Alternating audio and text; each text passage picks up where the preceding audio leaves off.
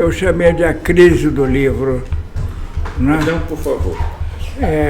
Que é uma coisa que preocupa a todos nós. Creio que não há ninguém aqui que não esteja preocupado com isso. E eu ligo a crise do livro à crise da cultura. O livro tem, na verdade, um histórico milenar. Ele não começou como livro, ele começou como livro depois de Gutenberg, embora tenha sido inventado por um chinês. Mas a forma de você guardar o conhecimento e manter o conhecimento à disposição das novas gerações ou de quem venha depois, essa é extremamente antiga. E principalmente guardar os eventos que são cruciais para o desenvolvimento de qualquer sociedade. Antes, o conhecimento era transmitido oralmente. Depois que o homem conseguiu esse milagre, que foi a domesticação do fogo, que é uma coisa que todo mundo passa assim, domesticou-se o fogo. É uma das coisas mais difíceis que existe, é domesticar o fogo. Porque você tem que primeiro inventar a tocha, para levar a tocha até a caverna. Inventar a tocha é um negócio complicado, porque você tem que... O homem primitivo tinha que saber que aquela arte tinha banha, porque a arte sem banha queima logo, e queimando logo ele não chega à caverna. Ele só podia chegar lá na tribo dele, enfim, eu não sei se era tribo, mas era o conjunto em que ele vivia, só podia chegar se ele conseguisse prolongar a vida do fogo andando por aquelas florestas. E aquilo só embebendo em banha. Mas quem inventou isso? Quem observou isso? Então, essa forma de trabalhar a mente, de guardar o conhecimento e de acumular aquilo que você vem sabendo, para permitir que isto possa ser desenvolvido e transformado em coisas ainda melhores, foi um processo que sempre preocupou a humanidade. Na verdade, pelo que eu posso dizer de minhas leituras, a frase de Descartes, eu considero, tenho a audácia de considerar errada. Não penso, logo existo. Existo, logo penso. É exatamente o oposto. Porque o lagarto existe, não pensa, a formiga existe, não pensa. Quer dizer, o existir não é a condição do pensar. O pensar é que é a condição do existir. Então, aí é uma coisa diferente, né? Bom, no caso do registro dos conhecimentos, que sempre preocupou o homem, só foi possível depois que se inventaram alguns tipos de ideogramas ou de sinais simbólicos que comunicavam alguma coisa, e, segundo, um dispositivo qualquer, eu não chamaria de papel, porque não foi o papel que começou exatamente pelo pergaminho, que era uma casca de animal que eles faziam e preparavam, esticavam, etc., para ali ser gravado. Eu posso imaginar, numa viagem fantástica, 40 mil léguas submarinas, as submarinas seriam o submarino no tempo, mergulhar no tempo para ver, para sentir, por exemplo, um Empédocles, um Heráclito, para não falar em Platão e Sócrates, que foram mais recentes, um Parmênides, um Pitágoras. Pitágoras já nunca escreveu, na verdade, mas os discípulos dele escreveram. Eu imagino o trabalho que essa gente teve para com estilete em cima de um pergaminho e escrevendo tudo que escreveram. Sabe-se que Demócrito, por exemplo, deixou quase 1000 textos escritos. O pai da teoria atômica aí do nosso vizinho fronteiriço, do nosso Dória, né? E tudo isto combinado produziu um esforço coletivo do homem. São inovações pequenas que são feitas de ano a ano, de decênio em decênio, de século em século, até levar a esse registro de papiro que tinha esses incômodos a que eu me referi.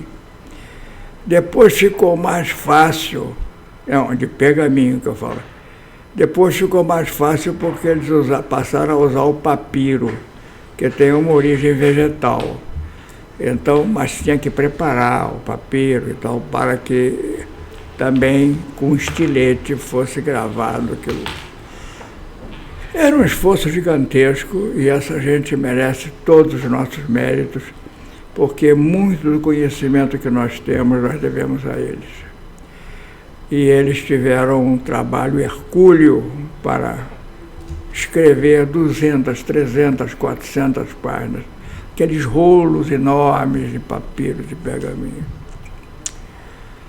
Com o avanço dos tempos e sempre o esforço do homem para melhorar, sempre para melhorar alguma coisa que ele já tinha, no caso, o escrito em cima do papiro, que foi também como Roma produziu, como os romanos produziram o teatro grego, foi tudo em cima de papiro, né? Vocês podem imaginar, Dionísio, pode imaginar a dificuldade de você fazer uma peça teatral num papiro, né? Não é brincadeira, é uma coisa de louco, que vem aqueles rolos todos, né? Bom, no século XII, um chinês, cujo nome é meio complicado, e eu seguramente errarei, mas parece que foi Xian Tzu, um chinês inventou uma forma que não era nem papiro, nem pergaminho, mas era também de base vegetal, mas muito mais simples, para se escrever. Também com estilete que se escrevia, mas muito mais fácil. Daí para o papel foi um pulo. Não demorou muito, uns 100 ou 200 anos, e o papel já estava disponível e era traficado da Ásia para a Europa pelos mercadores árabes. Até que o nosso Gutenberg, como todo mundo sabe, inventou o tipo móvel que você coloca e forma as palavras. E com isso você evitou o estilete e facilitou enormemente a forma de você acumular os conhecimentos num documento simples, num documento único, né? Este documento passou a ser encadernado no princípio, na idade inicial. Ele já existia, muito antes de Gutenberg já existia esse tipo, esse formato pequeno, através do qual você maneja um volume com conhecimentos. É o caso dos grandes textos medievais, onde você tinha anotado Agostinho, que é então seu conhecido e seu admirado filósofo, pensador, escrevia nesse tipo de documento, com esse, eu diria papel, mas é um papel esquisito, mas vamos chamar de papel, porque já permitia colocar uma coisa sobre a outra, guardar tudo junto e encadernar. O sentido estético do homem, que é tão importante quanto o sentimento ético, a que o nosso Edgar sempre se refere, e todos nós nos preocupamos, o sentimento estético do homem o levou a fazer as chamadas iluminuras, que são obras de arte maravilhosas que eram feitas nesses livros, entre aspas, que antes de Gutenberg, em toda a Idade Média. Alberto Magno escreveu, e Abelardo escreveu, e Duns Scotus, todos eles escreviam nesse tipo de documento, que era mais fácil, bem mais fácil. E os mosteiros, a quem nós devemos tudo isso, nós devemos às grandes bibliotecas dos mosteiros,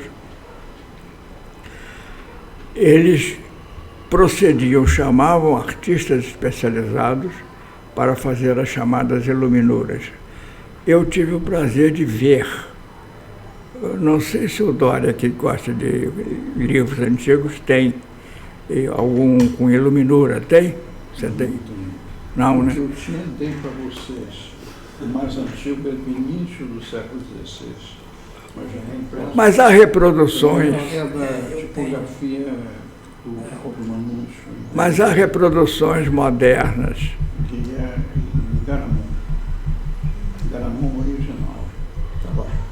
Mas há reproduções modernas. Reproduções modernas de iluminuras, eu tenho várias, que são obras-primas de arte, né? Tudo obra sacra, né? O conhecimento era monopolizado ou pela igreja ou por alguns poucos nobres do Palácio Real ligados à vida palaciana que tinham recursos para contratar tutores, isso e aquilo. E geralmente os tutores vinham da igreja, como foi o caso de Alcuino com Carlos Magno, né? Ele foi buscar Alcuino lá no norte da Inglaterra para trazer para seu assessor principal, Carlos Magno. Carlos Magno era analfabeto, não sabia nem ler, nem escrever, mas sabia o valor da escrita e o valor do conhecimento acumulado. E por isso é que ele foi buscar Alcuino para ser o seu conselheiro principal.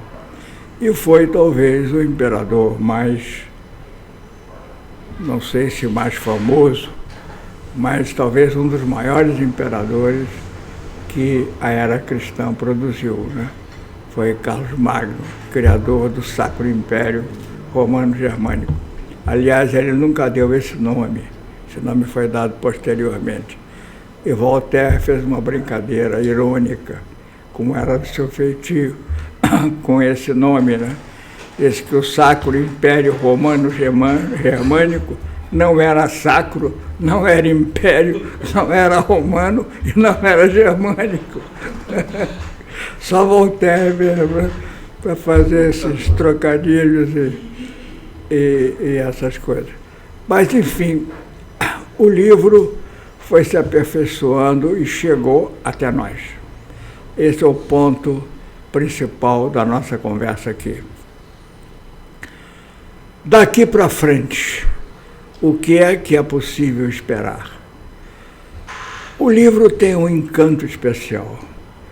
Eu gosto muito de uma frase da Cecília Meirelles, que diz o seguinte, mais ou menos, eu posso estar, se o Dionísio pode me corrigir se eu estou errado. Ela dizia, eu, como menina, usava o livro. Eu, como mulher, tenho o livro como amante. Quer dizer, ela tinha uma visão quase que erótica do livro, da literatura. E eu me senti muito próximo dela, porque eu também gosto de pegar os meus livros, de sentir o livro, de escrever notas marginais no livro. Eu tenho um gosto especial. O tablet, esse e-book, não sei mais o que está aparecendo por aí, eu não consigo me adaptar a ele. Bom, eu estou velho, estou indo embora, vem a nova geração aí, e a nova geração vai se adaptar bem melhor do que eu. Indo embora não. Hein? Indo embora não. Outro dia eu vi o Edgar Morin numa entrevista aos 100 e poucos. Edgar Morin deve ter a minha idade, talvez um ou dois anos mais que eu. 101, 102. Edgar Morin pertence ao grupo daqueles pensadores franceses, né, que andavam até com o nosso Cândido Mendes. O Cândido Mendes era muito amigo de todos eles, né? E uma vez... Deu uma conferência aqui. Hein? Deu uma conferência aqui no Mendes, presidido da mesa pelo Cantinho. Não ouvi... Ele deu uma conferência no Rio. O Edgar Morin? Cândido Mendes, presidido da mesa pelo Cantinho. O Cândido presidiu. E outra no Rio Grande do Sul. E tem aquele colega italiano, o Vattimo, que andava sempre com ele, e todos eles pertenciam também ao grupo do Lyotard, do Jean-François Lyotard. Então essa gente toda tinha um culto pelo livro. Eu vejo o culto que o próprio Cândido tinha pelo livro, um culto que eu não vejo hoje. Hoje o livro está sofrendo o grande drama da cultura moderna. Por isso é que eu tentei ligar a crise do livro com a crise da cultura moderna. Hoje, o Dionísio, que é escritor, que o diga, se você não escrever um livro que tenha atrativos de agente secreto, de amores, de intrigas, de ciúmes, de violência, ou disso ou daquilo, você simplesmente, a editora não aceita o seu texto. Hoje, por exemplo, um Thomas Mann não seria editado. Seguramente não seria editada. A Montanha Mágica não seria editada. Né? Porque a Montanha... Hein? Nem pensar, já começa pelo tamanho. Não, a editora mágica, a Montanha Mágica não seria editada hoje. Então já começa por aí, o próprio livro já começa a ser maltratado por aquele que devia cultivá-lo porque vive dele, que é o editor. Mas é porque também, Nelson, o círculo de leitores eruditos, sofisticados, digamos assim, ou eruditos, de alta cultura, de alta literatura, diminuiu muito. Diminuiu, é o próximo passo. Hoje, aliás, não é de hoje, é de uns 150 a 200 anos atrás, a cultura vem se especializando, a sociedade vem se especializando em grau crescente, porque o conhecimento está aumentando muito, não é porque ninguém queira, não. Hoje, por exemplo, só a sociologia, que é o ramo em que eu mais transito, sociologia da cultura, sociologia da filosofia, etc., que é o ramo que eu mais transito, você tem especialidades de tudo quanto é tipo. Dentro da especialidade, você tem uma série de subespecialidades. Então, isso faz com que, primeiro, o processo educativo tenha que ser revisto dentro de um novo pacto social. Porque, se não for assim, a coisa não funciona. Se não houver um pacto social, a coisa não funciona. Eu não falo pacto social no sentido de Rousseau, que é um negócio completamente utópico. Eu falo pacto social no sentido objetivo, no sentido concreto da expressão. Porque, veja bem, nós estamos, com essas especializações, chegando a um nível em que, não sei, é muito difícil predizer, acho que o Dória pode fazer uma previsão muito mais precisa do que a minha, mas eu dou 40, 50 anos para o homem estar meio robotizado. Hoje eu vi outro dia na televisão um anúncio de uma limpadora de chão, um robô. O emprego da moça que limpava o chão foi para o brejo. Não há mais emprego para essa gente. não haverá mais emprego nas minas, que são, aliás, locais bastante perigosos, e até é bom que não haja mesmo. Mas não haverá mais esses empregos simples, irão desaparecer, a meu ver, nos próximos 10, 20 anos. E daí para frente, outro dia também eu vi no jornal, o Hospital Einstein de São Paulo fez uma operação cirúrgica complicadíssima através de um robô. Isso significa que a robotização vai também eliminar a alta classe média, aquela que tem poder aquisitivo.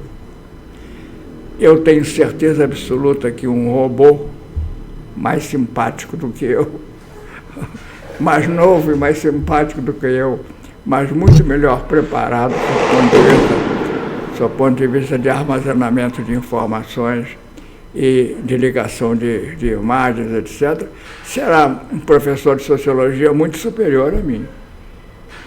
E assim em todas as profissões, né? Profissão de engenharia. Protesto, mas não pode interromper agora, né, Faria? Tem que gravar primeiro, né? Eu tinha que protestar, o robô ser melhor professor do que o professor Nelson. Mas pode não ser tão simpático, mas, modéstia à parte, eu sempre fui muito simpático com meus alunos, mas será melhor informado, digamos assim, estabelecendo ligações que eu não tenho e que ele vai lá buscar. De forma que esse processo de avanço está liquidando um pouco o livro por causa da especialização. Todo mundo compra o livro que interessa a sua carreira, que interessa a sua forma de viver, né? Não vai comprar hoje em dia, um livro de poesia muito difícil de ser vendido, um romance desses que eu comentei com vocês, antigo. Goethe não sobreviveria ao mundo de hoje, né? E eu me lembro de uma frase que o próprio Goethe fez, que era um pensador que tinha... A época dele não foi ainda a época da industrialização plena, nem da especialização plena, porque a época... Goethe morreu em 1830, 31. Então, muito no princípio do século XIX, quando a coisa estava embalando, as especializações estavam embalando. Mas, assim mesmo, ele teve a antevisão. Essa antevisão que eu estou modestamente propondo, de que daqui a 50 anos a sociedade será povoada por homens robotizados. Goethe diz a frase que Weber, que todos nós conhecemos, usa no final do livro dele, A Ética Protestante e o Espírito do Capitalismo, que é: especialistas sem coração, sensualistas sem sentimento, esta nulidade acha que atingiu o cume da civilização. Compreende? Quer dizer, o homem, como ser total, decaiu, e o homem, como ser especializado, avançou. E isso tem um impacto muito grande na venda de livros. Eu, por exemplo, tenho 2 livros que, modéstia à parte, eu reputo muito bons, ambos. Aliás, 3. Eu tenho um estudo sobre Marx,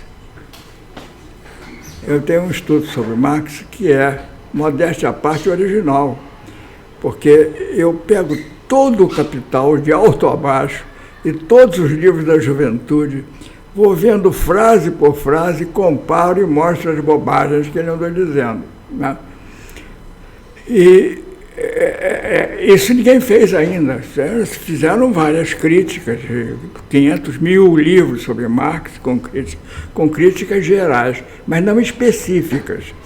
A minha é específica, inclusive sobre o caráter de Marx, que foi um camarada que, afinal de contas, abandonou a mãe, as irmãs, tudo isso, que abandonou amigos.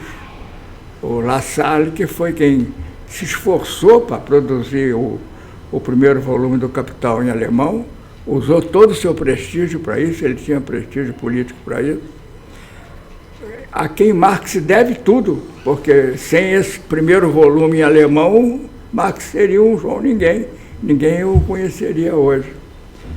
Marx chamava o La Salle de palhaço, de ridículo, disso, daquilo, as piores referências. Proudhon, que foi mestre dele pacientemente, imagine um homem de 40 anos, francês, pegar um alemãozinho que chega imigrante em Paris, estudante com 20 e tantos anos, e passa as noites com ele, explicando, estudando, tirando dúvidas, mostrando, etc. Pois esse camarada é espinafrado na miséria da filosofia. Quer dizer, realmente, o William Liebknecht, se vocês me perdoem a expressão, a grosseria do alemão, o William Liebknecht, que foi pai do Karl Liebknecht, que fez a Revolução com a Rosa Luxemburgo em Berlim. Este homem era um dedicado a Marx, ele era fascinado por Marx, fazia tudo por Marx. Marx o destratava, na frente não, era, opa, maravilha, meu amigo, por trás falava mal dizia que era uma besta, isso é assim, comum até hoje. Hein? Isso é comum até hoje. Continua acontecendo isso. Continua. Continua. Com os herdeiros. Mas dos discípulos dele. Dos discípulos, sim, sim. Dos discípulos dele. Exatamente. E depois... Os seguidores. Os seguidores, os fanáticos, né? Que é um pessoal que eu nem me meto, eu tenho um pavor do fanático. Pavor do fanático. É do mesmo étimo de fã, né? Ei? É do mesmo étimo de fã, fanático e fã. É a mesma etimologia. Pois é. Mas... E os outros dois que eu tenho também estão na gaveta, são livros de 400, 500, 600 páginas. Eu nem ouso apresentar no editor, porque ele me atira com aquilo na cara. Nem lê. E os outros dois, que são realmente trabalhos muito originais também, porque eu não gosto de fazer coisas repetidas que todo mundo faz, aí não adianta, né?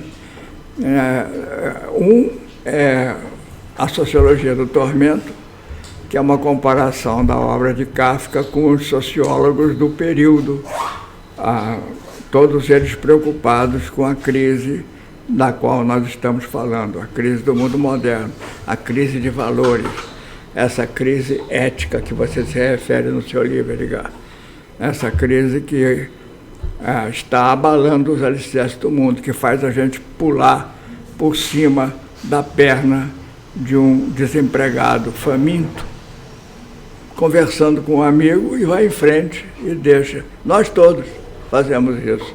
Quer dizer, há uma crise ética geral, né?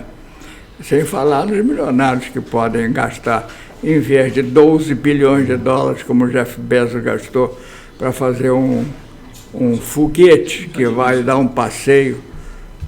passeiozinho ali na estratosfera e volta, 12 bilhões. Imagine esses 12 bilhões gastos para apoio das pessoas pobres, das famintas, etc. Porque o nosso mundo de hoje é um mundo que carrega com ele o paradoxo que Charles Dickens, no seu O Conto de Duas Cidades, abriu. É a primeira frase dele, né? É o melhor dos tempos, é o pior dos tempos. É a frase famosa dele, não sei, é um gênio, porque ele, com duas frases, ele sintetizou tudo, né? E é realmente o retrato de nossa época. É o melhor dos tempos, por quê? Hoje você tem anestesia, você não precisa ir a um dentista, né, como antigamente. Meu Deus do céu, eu imagino o que acontecia com o camarada com uma dor de dente de 1800, coitado, né? E outras coisas mais, né? E nós temos, ninguém anda mais em carruagem de cavalo puxado com a poeira vindo na cara, acabou tudo isso. Né? Enfim, é o melhor dos tempos, sob esse ponto de vista, que você atende melhor a população. Em outras palavras, um pobre, mesmo pobre, devido a esse apoio social, ele hoje vive melhor que um faraó do Egito. Mas já imaginou um faraó do Egito com dor de dentes? Está liquidado, né? Gradativamente, nas últimas décadas também. Hoje uma classe média C vive melhor do que uma classe média B ou A. Não, ele vive melhor do que um barão medieval. Vive melhor do que um barão medieval, vive melhor do que um príncipe inglês. Quer dizer, então é o melhor dos tempos. Mas é o pior dos tempos, se a gente olhar pelo outro ângulo. Por exemplo, a população do mundo total, global, ao tempo de Marx, era de 1 bilhão de pessoas. Quer dizer, em outras palavras, a humanidade levou 500 mil anos, 600 mil anos, sei lá, para chegar a 1 bilhão de habitantes em 1830. Marx tinha 12 anos de idade. Hoje, nós temos 4 bilhões de miseráveis. Quer dizer, 4 vezes a população do mundo no tempo de Marx. E outros 4 que vivem maravilhosamente bem. O mundo tem hoje 8 bilhões e pouco de pessoas. Quer dizer, é uma coisa alarmante você perceber o potencial econômico, criativo e produtivo de uma sociedade que consegue alimentar tanta gente, vestir tanta gente, calçar tanta gente, transportar tanta gente, abrigar tanta gente. É realmente um fenômeno. Então, é o melhor dos tempos, né? E o pior dos tempos por causa disso, que nunca foi gerado um número de miseráveis que tem aqui.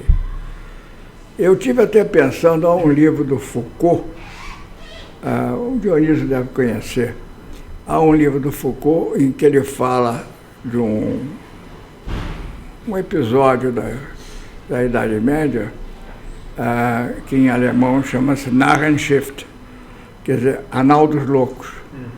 E eles colocavam mendigos e viciados e aleijados, etc., num navio, levavam o navio para alto mar e pum, afundava. Né? Bom, situação mais moderna foi o forno crematório do nazismo, né? Que procedeu mais ou menos do mesmo jeito. Pegava os indesejáveis, no caso eram os eticamente indesejáveis, mas não era só judeu, eles pegaram também cigano, pegaram rua, pegaram muita gente. E botavam no forno crematório e queimava também. Quer dizer, será que nós vamos chegar a esse ponto de barbaridade? Porque com 8,5 bilhões de habitantes de população global, o mundo já está se aguentando mal, bem mal, e o número de miseráveis está aumentando.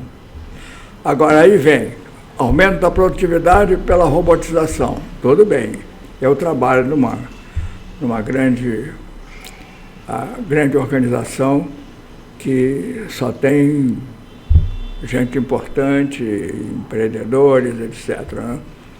Todos eles muito preocupados com o aumento da produtividade, com a diminuição dos custos, com isso, com aquilo. Daí o aumento da robótica, né?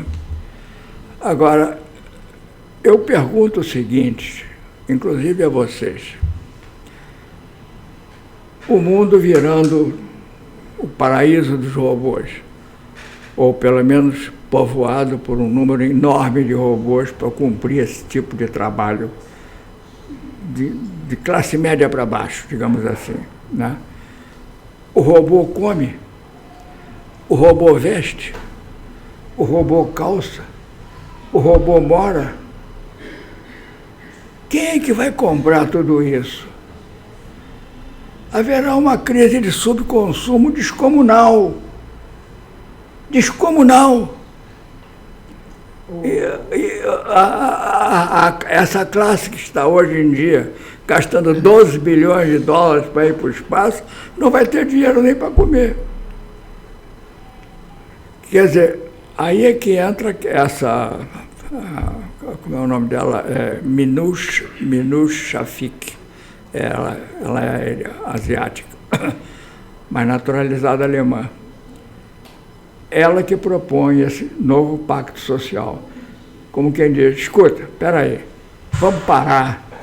Nós já estamos num momento que temos que parar para respirar. Vamos acertar entre nós e estabelecer certas limitações e certas regulamentações, porque senão a vaca vai para o brejo. Não, o mundo não vai aguentar, né? Então isso era o que eu queria transmitir a vocês. Uma pergunta sobre uma coisa que você colocou aí a respeito da leitura, né? Eu não sei no resto do mundo, mas aqui no Brasil o ensino, ler e escrever, está mais ou menos colapsado. Assim. Eu vejo que as pessoas têm uma dificuldade grande de ler e uma dificuldade ainda maior de escrever. Já há algum tempo, eu reparo que muita gente não lê mais livros, né? Eles ouvem livros. Os audiolivros se desenvolvem muito. Em geral, muitas vezes são gravados por pessoas, seres humanos. Mas isso também já não tem mais necessidade, porque você também tem leitores mecanizados que leem os livros para você. Para você, Você acha que isso prenuncia, assim, uma mudança no que vem a ser... Porque desde o século XIX se estabeleceu uma política, acho que de forma global, de alfabetização em massa, né? Isso, inclusive as nações, elas gostam de mostrar os seus graus de alfabetização, né? Mas esse tipo de processo não pode significar uma reversão em termos de prioridades do sistema educacional, né? Pode até ser uma reviravolta, que são, aliás, comuns no destino humano, uma reviravolta da supermodernidade voltando para o superatraso. Porque a cultura antigamente era oral. Reunia-se a tribo, os mais velhos contavam as lendas, os costumes, os feitos e os fatos, e a juventude ouvia, aprendia e transmitia para os outros. Era oral, não era escrito. Isso eu falei aqui no princípio da minha fala, que era assim que o conhecimento se acumulava na cabeça da geração mais velha e ia passando, né? Pode acontecer. E pode acontecer também que a especialização aumente de tal maneira que obrigue as pessoas a pesquisar um pouco mais e aprofundar um pouco mais, e nesse caso eles vão ter que aprender a ler, a estudar, a escrever. Ler vocabulários específicos, porque também tem isso. E vocabulários específicos. Os neologismos hoje, isso é a especialidade aí do Dionísio. Os neologismos hoje estão abundantes. E desde um tempo, aliás, recente, você sabe, não sei se aqui é um detalhe que eu posso acrescentar. A palavra capitalismo, não é capital, capitalismo, nunca foi empregada por Adam Smith, o pai do capitalismo. Não empregou a palavra. A palavra capitalismo veio depois, né? A palavra burguês teve um sentido completamente deformado. Burguês surgiu como aquela pessoa que não vive mais no feudo, não é mais camponês, não tem aquela terra colonizada que o dono da terra dava para ele colonizar, perdeu aquilo tudo, e vem morar num centro urbano, a formação das grandes cidades, né? Esse grande historiador francês aí retrata muito bem. E há outras palavras também correntes que não existiam, sei lá, há pouco tempo atrás. Cibernética mesmo não existia. Cibernética vem do grego, que o Bernardo Vem do grego. que quer dizer eu governo. Mas nesse sentido que eu estou dizendo. É o mesmo resto de governar. Quase tudo vem do grego, né? Navio, né? O governar é outro. É num sentido amplo, que pode se especificar no governar na Bíblia. Estava eventualmente discutindo isso outro dia, que coincidência engraçada, que o Bernardo só. Pois é. Então são muitas. Isso pode estar acontecendo. Um retrocesso no processo de alfabetização, porque muitas pessoas não têm mais porquê, na verdade, podem vir a não ter porquê saber ler e escrever, vai representar uma concentração de capital cultural e de conhecimento absurdo, né? Que já está em movimento, no fundo. Se você parar para pensar, determinadas áreas, hoje, elas são... apontei a dele, porque a dele é complicada, é uma super área. Determinadas áreas hoje são tão específicas e tão complexas, tão elaboradas, que já são... Não, o problema principal, Edgar, é você perder a visão de nexo, entende? Quer dizer, quando o homem perde a visão de nexo e fica só naquele detalhezinho ali, que ele aprofunda ao máximo, vai até o fundo do poço, mas quando ele sobe para respirar, ele não sabe em que mundo que ele está completamente por fora. Nisso é que a filosofia ajuda.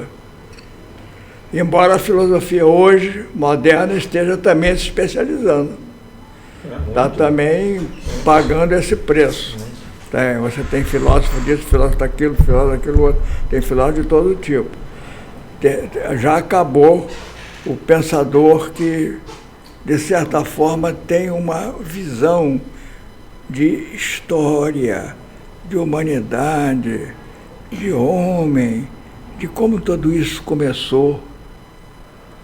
Como tudo isso começou.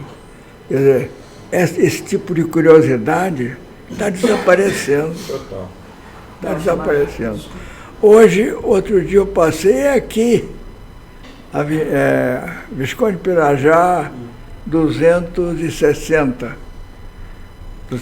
se não me engano. O que tem lá? Ele mora do lado. Eu peço desculpas à moça pelo que eu vou dizer, mas o título está lá, para todo mundo ver, então já é comum, né? O título antigo era Livraria, e aí vinha o nome e tal coisa. O título atual é Putaria. É uma loja que fizeram. Você sabe. Hein? Vende crepes em formatos eróticos. Você já imaginou? Quer dizer, está acontecendo algo conosco que eu não sei o que é. Em São Paulo tinha a Daslu. A Daslu era uma grife. A Daslu quebrou. A Daspu não, tá? Elas inventaram a grife mirado no exemplo da Daslu, que era uma quebrou, mas elas não, Daspu está com os altos. Bom, como sempre, né, na história da humanidade, isso não é nenhuma novidade, né? Vou fazer uma pergunta, Nela. Eu queria te fazer uma pergunta na linha do que o Faria deu o Edgar deu essa chave aí, que é a seguinte: a universidade tem chutando 1000 anos, 1 milênio mais ou menos, né? A Bolonha diz que tinha universidade em 996, mas Bolonha diz que em 997 que é anterior à francesa. É anterior à francesa. Então mais ou menos 1 milênio. Mas podia ser. Mas ninguém vai brigar por causa de 100 anos. Muito menos com você. Ninguém vai brigar por causa de 100 anos. A segunda coisa é a seguinte: o livro tem cerca de 5 séculos, tal como nós conhecemos. Então, chutados, 1 milênio a universidade e meio milênio o livro.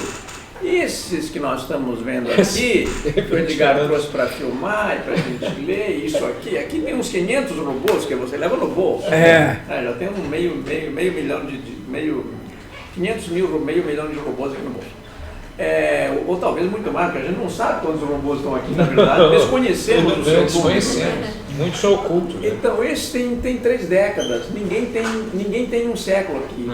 Computador, Kindle, ninguém, inclusive o Nelson, eu gostei muito, o Nelson sempre vai no cerne das coisas, né, que não só vieram novas palavras, como ele apontava, como outras mudaram de nome e de função. Computador continua ali dizendo que é para fazer conta, computar. Ele já, quem é que usa computador para fazer conta só? Mas, então me diz o seguinte, nós não temos nenhuma certeza que isso vai dar certo. Eu já não consigo, que eu escrevi o WordStar 3.0, você lembra daquele bolachão? Eu me lembro. Não, ele não se lembra, não, acho que só a gente se lembra. Ele estava no Jardim da Infância, né? Eu me lembro. Mas esse também se lembra. Era um bolachão desse tamanho, o WordStar 6.0. Computador. Está escrevendo no computador e ninguém mais consegue decifrar aquela coisa. Então eu queria te perguntar o seguinte, Nelson, você que é um homem de vasto saber, um lastro extraordinário, aprendi a te admirar em quase 17 anos de convívio lá na Estácio. Você tem uma visão de futuro, sempre demonstrou isso nas suas intervenções, nos seus escritos. Como é que você está vendo? Você disse que o livro está em crise, mas além desse quadro pessimista, qual é o lado assim, o viés otimista que você está vendo para o livro? Olha,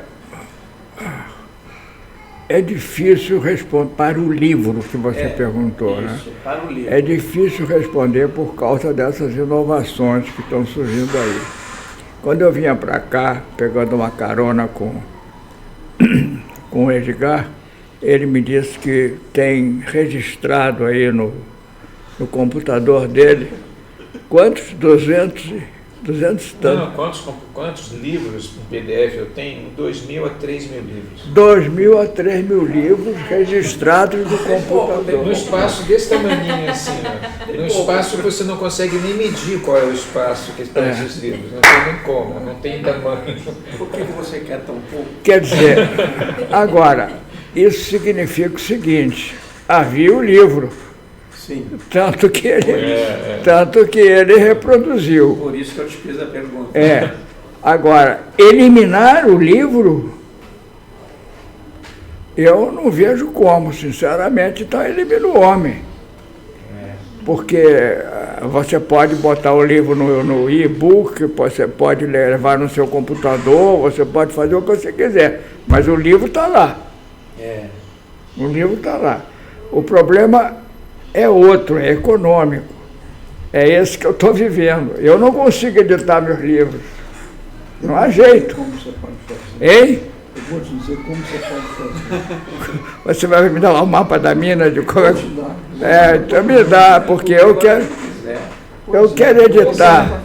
Eu tenho um livro, rapaz, que, modéstia à parte, fazendo um pouco de autopromoção. Eu tenho um livro de Kafka, chamado Arquitetura dos Símbolos, que é uma coisa que dá gosto. Até eu, autor, lambendo a cria, olhando com olhos críticos, digo, poxa, isso está muito bom, realmente está muito bom. Eu sei que eu não consigo, editor. Até hoje, porque o Ramiro está aqui, a sua Biblioteca Nacional, vamos fazer umas coedições, vamos publicar ali no valor, vamos fazer Eu tenho 2 volumes prontos, um deles até com a introdução feita pelo Zé Murilo de Carvalho, sobre a formação da identidade brasileira, que eu vejo que ela começou de baixo para cima.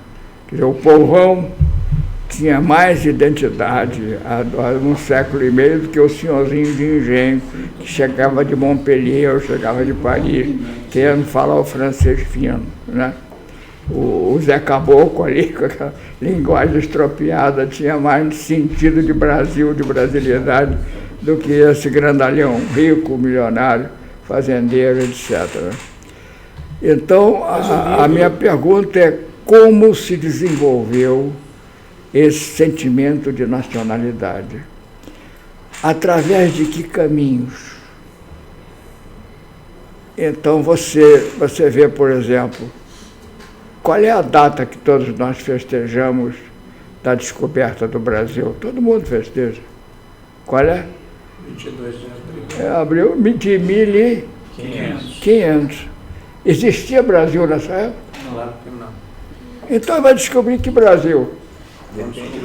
Mas isso depende muito da Isso perspectiva quer dizer, filosófica. é elementar, meu caro Watson, né? Como dizia aquele camarada do Sherlock Holmes. Elementar, meu caro Watson. Hein? Frase que ele nunca disse, botaram no roteiro, nós comentamos. Botaram no roteiro, ele nunca escreveu isso. Botaram no rádio, num programa de rádio, não sabe da história. Agora, mas inclusive eu gostaria de dizer que o Nelson gravou um vídeo, está lá no site da academia, sobre o livro dele de Kafka, que vale a pena ser assistido, que é muito bom, tem lá. Mas o livro, a coisa da publicação de livro, hoje o volume de publicação de livros é astronômico, né?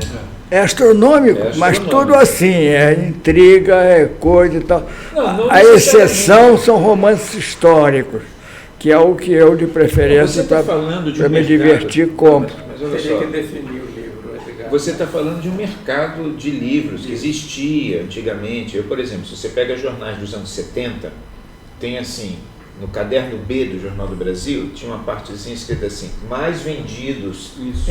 Mais vendidos. Os 10 mais vendidos. Os 10 mais vendidos. Da Veja da Massa. Da Veja, os 10 mais vendidos do mês. É E verdade. da semana. Se entrasse ali... Você tinha um mercado de livros. Ali você via que tinha livros de ficção, né? Não, eles dividiam ficção e não ficção. Exatamente. Aí você via, tinha poesia, tinha tudo ali. Esse mercado, ele implodiu. Não sei se ele existe como existia.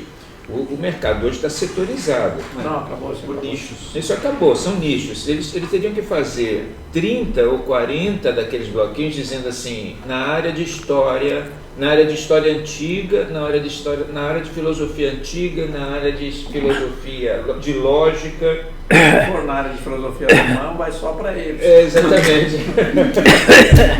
E dizer quais são os mais vendidos. E esse trabalho é impossível, porque, inclusive, na maior parte das vezes, as edições hoje dificilmente passam de 300, 400. As edições no Brasil sempre foram pequenas, né? Sempre foram pequenas. Hoje, para você ter uma edição de muitos milhares, é um determinado tipo de livro, ou esse que você está falando, um best-seller qualquer, ou livrinhos pequenininhos de informação que vende nas bancas. Esses best-sellers, o Dionísio pode até corroborar comigo, porque ele é perito, eu não sou, mas ele é. Alguns best-sellers são muito bem escritos, não, Dionísio? Sim, realmente. São muito bem escritos. Não, por autores profissionais que sabem manejar. Você vê, não é uma coisa qualquer, um Stephen King, por exemplo. Sim. Não, e tem também, tem gente que escreveu, fez manuais sobre como escrever um romance assim. Tem, por exemplo, tudo quanto é filme de aventura em Hollywood, a partir de 1940, mais ou menos, se baseia nos livros de um teórico junguiano chamado Joseph Campbell. Ele escreveu, inclusive, uma biografia comentada de Jung, que é uma pequena joia. Tem uma biblioteca, pode... Joseph Campbell não era um autor religioso? É o poder do mito. O poder do mito. É genial. E ele, Guerra nas Estrelas, todos esses filmes são baseados nos esquemas. Mas Guerra nas Estrelas e a tese de mestrado do George Lucas, né? O roteiro. Ah, é? E depois os dois. Agora, o paradigma último é a Bíblia, né? Sim, assim. Ontem, por exemplo, para dar um exemplo a vocês, eu vi na televisão um filme que eu não fazia fé, mas me atraiu, aí eu vi até o final. O roteirista, rapaz, é um gênio. Ele armou o filme de uma maneira que eu digo que não é possível. São roteiristas sensacionais. São profissionais. São Sensacionais. Profissionais da narrativa. Essa arte, na sétima arte, ela adquiria um desenvolvimento que toda essa questão da velocidade, toda a história da literatura não atingiu a versatilidade, a diversidade do cinema, que é uma coisa impressionante, as variações do cinema, mas aí entra também a questão do livro, porque por trás mesmo dessa arte tão versátil, tem alguém que tem que ter lido uma leitura mais profunda. Mesmo essas séries que encantam, que captam muito o espectador, é baseado em alguém que tem alguma leitura mais profunda. Você percebe que não é nenhum idiota que está elaborando ali por trás aqueles roteiros. Você pega todas essas séries de Netflix, não tenha dúvida, ficaram muito não famosas. tenha dúvida. No fundo é alguém ali que produz com uma sagacidade. Não tenha dúvida. pertinente. Não, e as reproduções de época que eles fazem, a gente, eu não sou especialista em época, eu não sei como é que vivia o rei Alfredo, né, na Inglaterra do ano 800, mas a montagem que eles fazem é de um realismo espantoso. A montagem é o desenhista, o projetista, o cara que o cenógrafo, né, ali entra tudo. É uma indústria. É uma indústria, entra um monte de gente, eu vejo depois, quando termina o filme, aquela lista de participantes, né? É uma lista. Não, é vários minutos passando pessoas, vários minutos passando. 4 minutos passando, uma lista enorme de pessoas que colaboram para aquele filme, né? E eu gosto muito de filme histórico. E tem alguns que você sente que tem cheiro de verdade. Né? É isso. Mas você percebe, Professor, tem uma coisa que quando o senhor falou o senhor fala de uma certa decadência, né, das coisas, de uma crise. E existem movimentos que reagem a essa crise. E quando o senhor descreve essa robotização, é algo que já nos anos 30, tem até por exemplo, mesmo Bernanos escreveu um livro contra, né, a robotização do homem, aí depois isso volta, depois do pós-guerra, de uma outra maneira. Só que aí tem uma crise também da sociologia que vai descrevendo que, olha, peraí, esse caminho aí tem problema, né? Deixa eu ser claro para você, porque eu acho que talvez eu não me tenha feito entender bem. Não é a crise, essa crise que você está se referindo, não é a que eu me referi. Eu me referi, tanto assim que eu dei o exemplo do Thomas Mann. Eu me referi à crise de um tipo de literatura que hoje em dia não encontraria lugar. Seria substituído por outra, que eu dei o exemplo de Thomas Mann. E eu te dou outro, por exemplo. São as que ficam, isso aqui é importante, são as que ficam. Por exemplo, a vida é um conto narrado por um idiota que não significa nada. Cheio de sonho e fúria. Cheio de sonho e de fúria que não significa nada. Isso é literatura inglesa? Mas é universal. Tanto assim que o mundo inteiro aceitou. Compreende? É este tipo de literatura, este que eu acho que está indo para o breve. Mas isso que ele está falando tem a ver com o que ele falou. Mas o que eu quero dizer é exatamente, existe uma perspectiva de crise, de uma sociedade, de um modelo, de uma proposta que é robotizável. Agora, isso já conta com um caldo de crítica que ela vai ficando mais forte nos anos 70, anos 80 e uma série de indagações, né? Por exemplo, eu gosto muito do Alberto Guerreiro Ramos, quando ele está tentando voltar para o Brasil, ele tem uns insights, assim, são coisas muito poderosas, né? Como ele vai descrevendo essa crise dessa sociedade industrial, né? Tem alguma coisa que não vai dar errado, na verdade, né?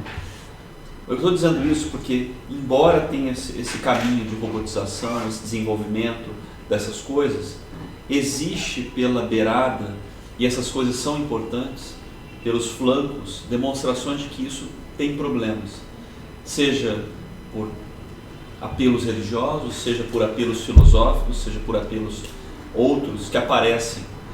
E um deles, que identifica a crise, diz o seguinte: existe um problema na língua, porque a língua ela é civilizatória. Então, qual a língua que franqueia esse modelo civilizatório que nós temos? A gente pode falar o inglês, ou a linguagem do cinema, ou a linguagem do audiovisual. Em que medida isso tem essa capacidade de expandir o mundo? Porque alguns chegam a dizer que, olha, desde que o latim perdeu essa capacidade de ser uma língua igual, era uma língua civilização, na verdade, desde que o latim perdeu, o que se colocou no lugar? Né? Então, em que medida a gente tem uma proposta, uma linguagem, né, que consiga abarcar tudo isso? Esse é o ponto. Não me parece que isso consegue ser completo, por mais dominante, por mais sedutor que seja esse caldo inteiro, como a gente fala, através da linguagem. Quer dizer, você diz que é um eixo central, né? Pretende-se, sempre eu acho que se pretende um eixo central, mas há muitas coisas pela beirada que estão surgindo, e eu não aposto tanto assim nessa... isso aqui é muito dominador, muito sedutor, sim, mas há muita reação. Há muita. Qual é o próximo, né? O sucessor do celular? Qual é o próximo? Ao mesmo tempo tem todo um movimento claro. Claro, o próximo vai ser visual, né? Você liga e tem uma imagem qualquer que você quer ver Brasília, liga, pum, aparece Brasília na tua frente, o Palácio do Planalto, vai ser, sei lá o que vai acontecer no futuro. É um negócio complicado. Não vai, porque, olha só, tem um livro... Agora, tem uma coisa, falam muito, você mesmo menciona, e eu também, no egoísmo, em certos traços individualistas. Você sabe que a grande deusa do neoliberalismo americano chamava-se Ayn Rand. Era uma russa que nasceu em São Petersburgo, foi criada em São Petersburgo, lá viveu até os 20 anos, depois foi para os Estados Unidos, e lá era muito bonita lá, o Celso B. DeMille enamorou-se dela e tal coisa, ela teve a carreira mais fácil que possível, né? E passou a roteirista de cinema. Mas se ela não tivesse talento, não teria feito roteirista de cinema, né? E Ayn Rand tem uma filosofia que eu comparei com aquele livro do Max Stirner, O Eu e Ele Mesmo, The Ego and His Own, né? Que eu só pude ler em inglês, porque não leio alemão, né? Em alemão é mais complicado ainda. Este camarada foi um dos únicos que abalou Marx. No livro Ideologia Alemã, Marx dedica 2/3 do livro dele, para esculhambar o Max Stirner. Não se chuta cachorro morto, né? É. Não se chuta cachorro morto. Né? Mas ele foi em cima, por quê? Ele sentiu que estava contra aquele argumento dele. Nós somos o quê? O Ortega diz, nós mesmos e as nossas circunstâncias. Tudo bem. O que significa nós mesmos? E o que significa nossas circunstâncias? É um negócio muito enrolado, quer dizer, não se pode simplificar assim. E Max Stirner, então, simplificou da seguinte maneira: só existe o eu. O resto, tudo bem, mas você tem sua vida. A sua vida é sua. Sua vida é efêmera. O tempo passa. Você envelhece. Você morre e ninguém mais se lembra de você. Aproveite. Tire o máximo, porque é você ou nada. Então essa era a filosofia do Max Stirner, que era justamente ao contrário da filosofia coletivista, solidária, tal que Marx pregava. E Marx sentiu dificuldade para contestar. E eu, quando lia a Ayn Rand, eu me lembrei do Max Stirner, porque ela diz a mesma coisa. O neoliberalismo é isso. Meu caro, é cada um por si e se houver Deus, Deus por todos. Cada um por si, você tem que... Você que se vire para ganhar dinheiro, porque ninguém vai te ajudar, não. Nelson, tem um livro, eu tentei... Dá? Olha, tem um escritor, não é um livro assim, muito... É um escritor de ficção científica, chamado Walter M. Miller Jr. Ele escreveu um livro, A Cântico for Leibowitz. Conhece esse livro? É uma beleza de livro, né? Um Cântico para Leibowitz. Um Cântico para Leibowitz. É o seguinte... Você vai me dar essa indicação depois. Esse escritor, ele lutou na Segunda Guerra Mundial e ele foi um dos responsáveis por bombardear a Monte Cassino. Você sabe que Monte Cassino foi uma batalha importante. Foi. Porque o lugar era um centro histórico, era um mosteiro de não sei qual século que tinha muitas antiguidades lá. Foi construído no ano 500. E os alemães chegaram a tentar fazer um acordo para retirar as obras de arte que tinham em Monte Cassino. Tiraram. Fizeram isso em Flor. Se quiser, eu conto a história. O participante me contou. Então, eles tiraram muita coisa. Mas o que aconteceu? Monte Cassino foi arrasado e esse Walter M. Miller, era um piloto de caça e bombardeou Monte Cassino. E ele ficou muito traumatizado. E esse livro, O Cântico para Leibowitz, é a seguinte história. Como toda a literatura de ficção científica dos anos 60 e 70, sempre tinha uma guerra nuclear no meio da história, né? Ele sempre botava uma guerra nuclear. Uma guerra nuclear destrói a humanidade. Ou pelo menos destrói as estruturas institucionais. Não, destrói a humanidade. O que acontece, vai por mim, destrói a humanidade. Pois é, o que acontece? Surge um movimento que são chamados niveladores. Simplificadores. Os simplificadores. Os simplificadores, eles saem destruindo tudo.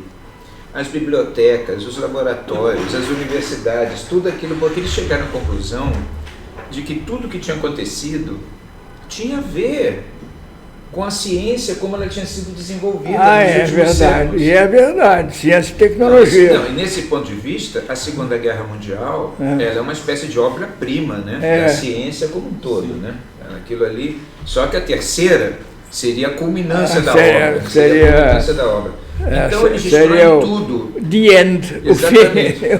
Mas o que você se lembra disso, né? Eles destroem tudo.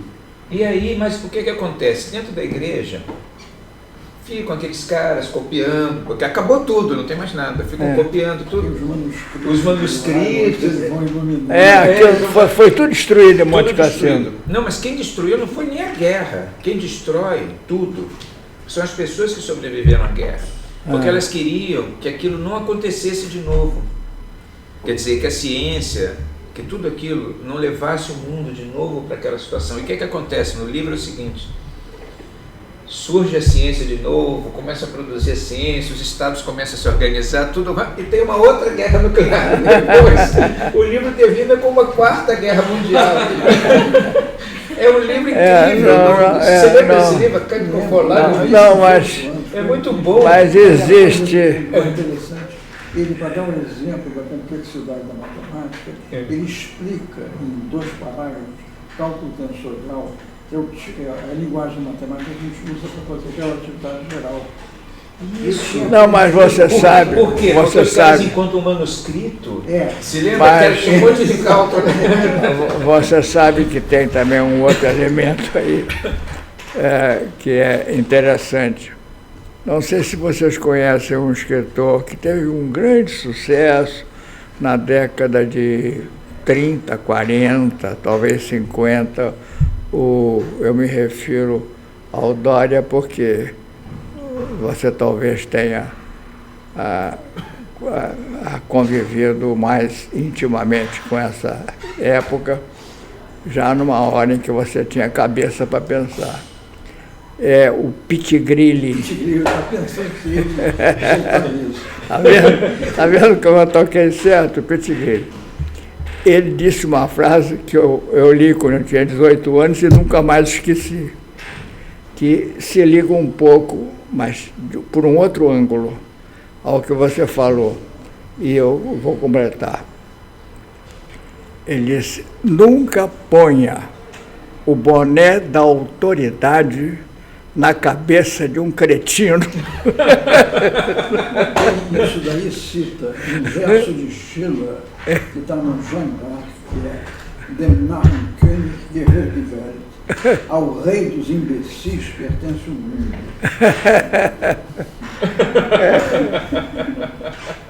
É tudo isso. E o nosso Milor Fernandes era um mestre nisso, né? Sem dúvida. Era um mestre nisso. É pena que ele ficou com fama de brincalhão e tal, mas ele é um pensador. Sem dúvida. Um pensador profundo. Sem dúvida. Um pensador profundo. Mas eu estou falando isso porque nunca põe o boné da autoridade na cabeça de um cretino, porque um general inglês, que eu felizmente não sei quem é, decidiu punir os alemães para apressar a guerra, destruindo uma cidade histórica, pacífica, que não tinha uma indústria, que não tinha nada a ver com a guerra, mas cheia de monumentos e documentos, que é Dresden. Os aliados bombardearam Dresden por toda uma noite. Sobrou só caco, sobrou nada mais. Catedrais, museus, estátuas, foi tudo destruído. E a cidade não tinha nenhum valor militar. Foi só para apurriar o alemão. Questão moral, né? Guerra moral. E bombas de fósforo, né, Nelson? Hein? E bombas de fósforo, que era para atingir civil. Atingisse Mas coisa horrorosa. há de convir que no meio daquela guerra isso é um... Sim, um episódio, mas teve episódios contrários. Um deles foi tem um castelo fabricado na minha família, perto de Florença, que é Monte do Fogo. Lá foi abrigada toda a grande coleção dos ofícios. E várias vezes a coleção foi ameaçada. Uma das vezes soldados alemães, soldados de patente baixa, estavam com frio e pegaram a primavera de Botticelli, vamos tacar fogo e disse: vamos esquentar. Houve uma briga aliada entre eles e o negócio não foi. Roubaram o castelo. Os alemães escolheram um lugar para assinar o armistiço, a rendição perante os ingleses. O general alemão foi para um salão do castelo e assinou junto à rendição com os ingleses. Depois, eles tomaram juntos um cálice de sherry, porque eles tinham sido colegas em Oxford. Eles eram da mesma irmandade, etc. E isso era mais importante do que a divisão da guerra. Quem me contou foi o proprietário, na época do castelo. Mas essa destruição, digamos, inútil. Foi o contrário. Hein? Esse episódio eu contei foi o contrário. Pois é, não, essa destruição inútil, que é uma cidade como Dresden, pô, não tem nada. Mas tinha obra de Rabano Mauro, tinha obra de Padre Anselmo, tinha obras, tudo manuscrito naquelas igrejas. Foi tudo destruído. Por quê? O que eles conseguiram com isso? É a vontade de destruir. É o espírito. A ordem mundial, eu te coloco uma pergunta.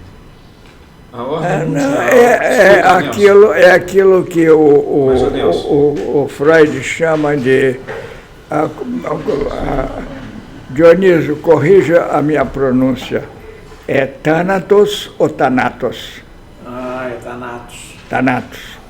Quando chegou no Brasil com o próprio título, não sei porquê. Eu acho que por causa da democracia, essas coisas vizinhas. É o que Freud chama o espírito de Thanatos.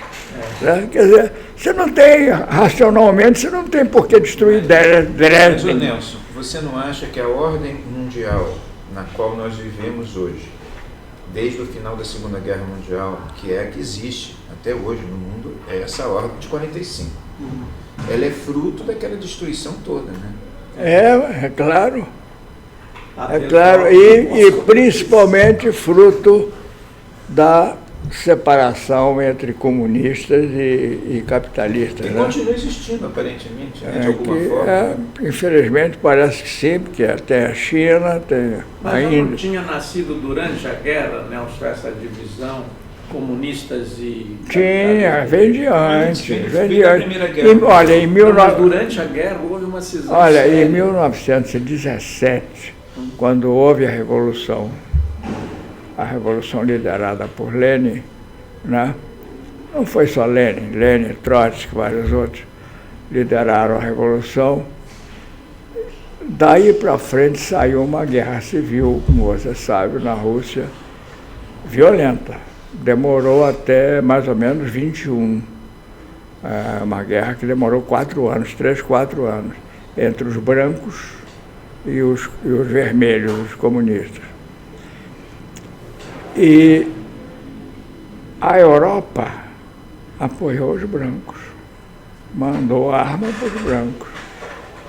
Quer dizer, isso deu um ressentimento nos líderes comunistas, um ressentimento que nunca passou. Até hoje tem, nunca passou. Por isso é que eles têm ódio do Ocidente. Isso que o Putin está fazendo, por exemplo, com a Ucrânia, isso é anti-Ocidente. De pró-Ucrânia é anti-Rússia. Continua a guerra. A Ucrânia sempre foi russa, na verdade, né? A língua deles é parecida, né? Minha sogra, a mãe de minha mulher, mãe de Tamara, minha sogra era ucraniana, mas ela se dizia russa. Mas judia ucraniana. Judia ucraniana. Judia Era ucraniana. outro povo, né? Os judeus da Europa Oriental eram outro povo. Eles viviam dentro daquelas fronteiras, mas eles falavam Yiddish, né? Falava Yiddish. Que é um dialeto alemão, né? Em plena Ucrânia. Né? Falava Yiddish. Mas o alemão é impressionante, sabe que o Nelson lembrou por delicadeza que eu gosto de etimologia, né? Tentei fazer popular a etimologia, fiquei 25 anos na casa, eu acho que era mais livre do barbeiro, no cabeleireiro, na sala de espera do que em qualquer outro lugar. E é impressionante como o alemão dá origem a numerosas palavras que nós nem temos ideia de que dizer o alemão. Porque eles... Isso é uma língua meio aglutinante. Sim, e pegaram o indo-europeu é anterior ao grego, né? Então... Não, tem o indo e tita. Tem mais o indo e tita, a bem língua, lembrado. E a língua ali da região de Creta, Aqui não consegue, que era o luwiano. Mas essa língua que começou a filosofia. Eu gostei dos viés levantados tanto pelo Edgar quanto pelo nosso Ramiro. A perspectiva que você está vendo, Nelson, você é um homem experimentado nisso e tem aquilo que o Edgar destacava, essa filosofia de base para as coisas, em última ratio, é a filosofia.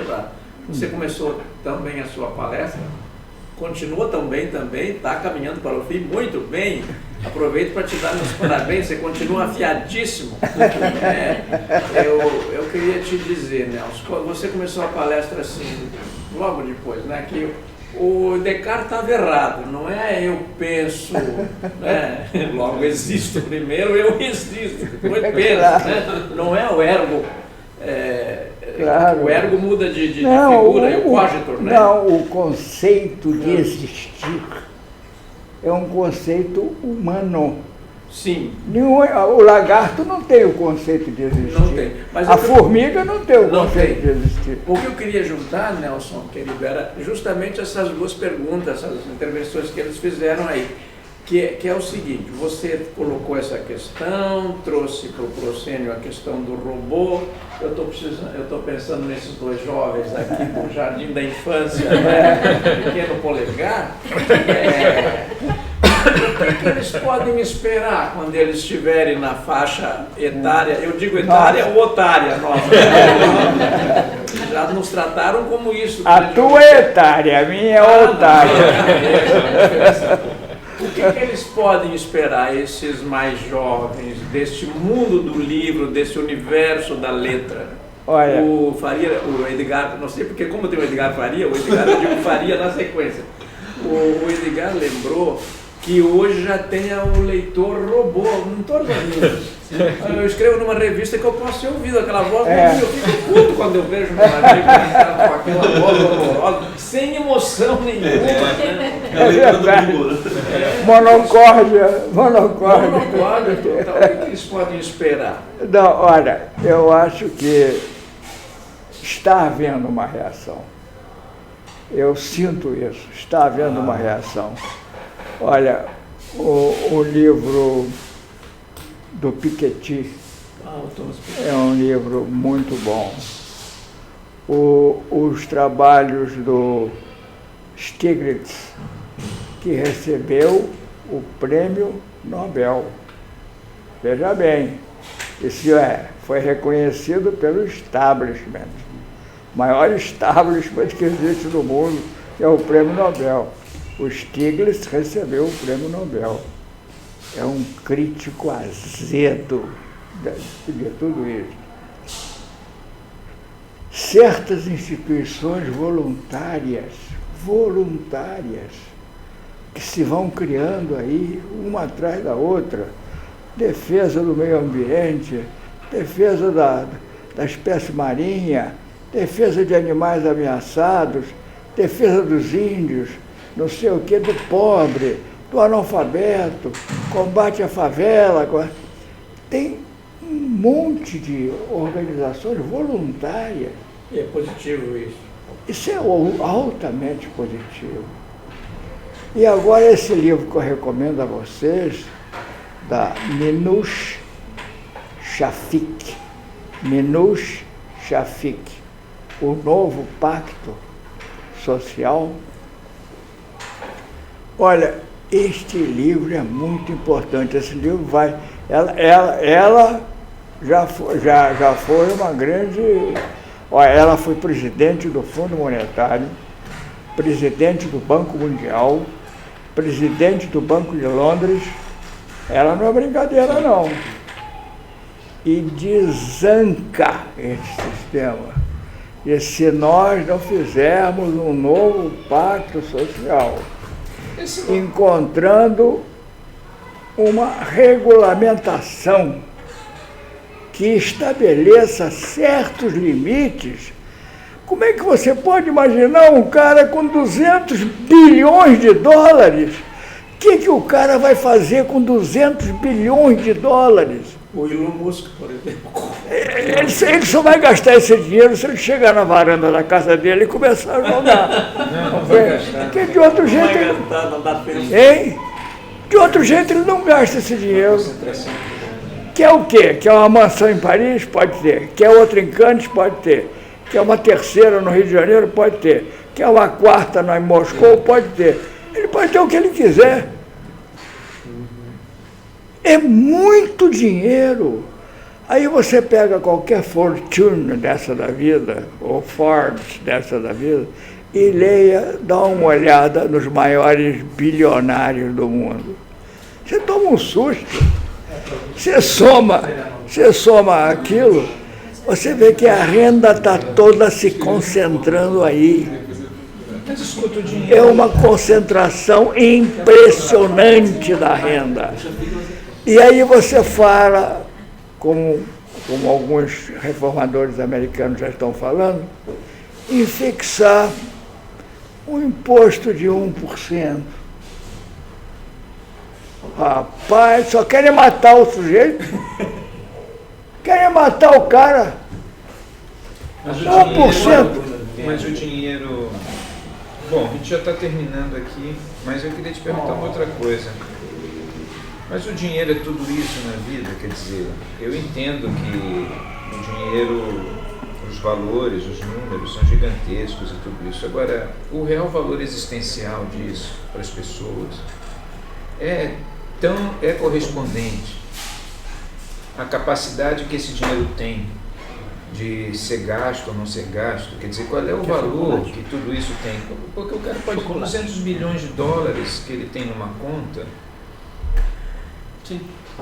E aquilo que nós falamos em relação a esse desenvolvimento dos meios, né, de vida, que são muito evoluídos, isso não trouxe uma evolução intelectual, espiritual, ou algo nesse Existencial. sentido. Ao contrário, as reações a isso tudo procuram uma certa profundidade que você não encontra nesses aparatos todos que nós temos. Não, e você sabe que houve uma piora Claro.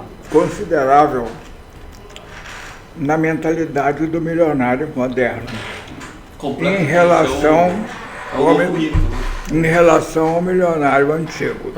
Você vê, o Rockefeller Center, a Universidade de Chicago, a Fundação Rockefeller, museus, orquestras sinfônicas, tudo isso ele apoiou. E Ford, a Fundação Ford, da qual eu fui beneficiário com uma bolsa de estudos. Eu, brasileiro. O Alfredo Nobel. Alfredo Nobel, o homem da dinamite, botou um prêmio tão grande que até hoje é distribuído $1 milhão para o Por categoria. Hein? Por categoria. Por categoria. Imagina. Sim. O Carnegie, o maior centro de música americana é o Carnegie Hall, construído pelo Carnegie. E ele apoiou bibliotecas, apoiou museus, apoiou orquestras. Você vai falar com um milionário moderno para ver o que ele te disse. Se você propuser uma coisa dessa para ele. Diz pro Elon Musk que É. pensa que é. Não, aqui, né? Nosso quintal. Então houve uma regressão moral descomunal entre o milionário de 100 anos atrás e o milionário de hoje. Mas sabe, Nelson, eu vou trazer mais uma aguinha pro teu, mais uma água pro teu monjolinho. Sabe que antes da pandemia eu conversava muito com o irmão do fundador da Estácio. O fundador já tinha morrido, que é o doutor Cleófas. o Cleófas, né?